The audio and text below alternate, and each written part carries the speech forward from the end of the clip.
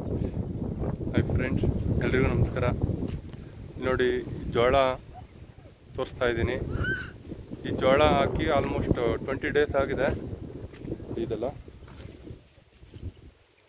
ಇದು ಸುಮಾರು 1.5 ಎಕರೆ ಅಲ್ಲಿ ಹಾಕಿದ್ದೀವಿ. ಇದು ಹಾಕೋದು ಹೆಂಗೆ ಅಂತ ಅಂದರೆ, ಫಸ್ಟು ಒಂದು 3-4 ಥರ ಉಳಿಸ್ಬೇಕಾಗುತ್ತೆ. ಉಳಿಸ್ಬಿಟ್ಟು ಮತ್ತು ಈ ಥರ ಸಾಲುಗಳು ಹಾಕಬೇಕಾಗುತ್ತೆ.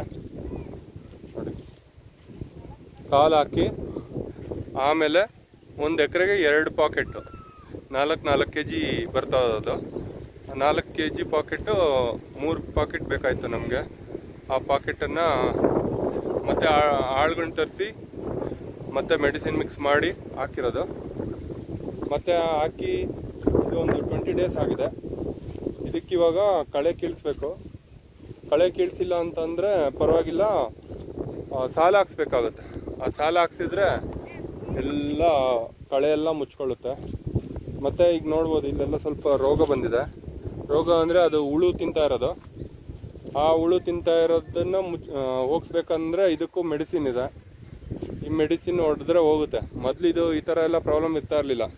ಈಗ ಒಂದು 3-4 ವರ್ಷದಿಂದ ಈ ಥರ ಪ್ರಾಬ್ಲಮ್ಸ್ ಎಲ್ಲ ಬಂದಿದೆ. ನೋಡಿ ಇಲ್ಲೆಲ್ಲ, ಅಲ್ಲಿ ನೋಡಿ ನೀವು, ಕಳೆ ಕೀಳ್ತಾ ಇದ್ದಾರಲ್ಲಿ.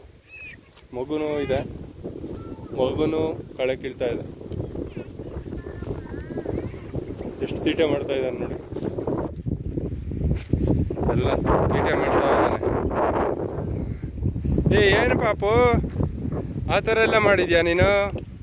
ಏನು ಮಾಡ್ದೆ ನೀ? ಜೀಜಿ ಎಲ್ಲ ಚೆಲ್ಲಾಕಿ ಮಣ್ಣು ಮಾಡಾಕ್ಬಿಟ್ಟಾ?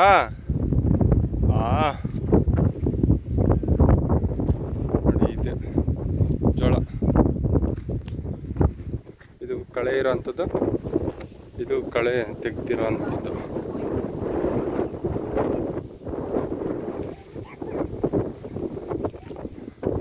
ನೋಡಿದ್ರಲ್ಲ ಫ್ರೆಂಡ್, ಇದು ಇವತ್ತಿನ ವಿಡಿಯೋ. ನನ್ನ ವಿಡಿಯೋ ನಿಮ್ಗೆ ಇಷ್ಟ ಆಯಿತು ಅಂದರೆ ಲೈಕ್ ಮಾಡಿ, ಕಮೆಂಟ್ ಮಾಡಿ. ಹಾಗೆ ಯಾರಾದರೂ ಮೊದಲಿಗೆ ನನ್ನ ವಿಡಿಯೋ ನೋಡ್ತಾ ಇದ್ದರೆ ಸಬ್ಸ್ಕ್ರೈಬ್ ಮಾಡಿ. ಹಾಗೆ ಬೆಲ್ಲೈಕನ್ ಒತ್ತೋದನ್ನು ಮಾತ್ರ ಮರಿಬೇಡಿ. ಮುಂದೆ ರಾಗಿ ಎಲ್ಲ ಹಾಕಿದ್ವಿ, ಆ ಕಡೆ ರಾಗಿದೆಲ್ಲ ನೆಕ್ಸ್ಟ್ ವಿಡಿಯೋದಲ್ಲಿ ತಿಳಿಸ್ಕೊಡ್ತೀನಿ. Thank you.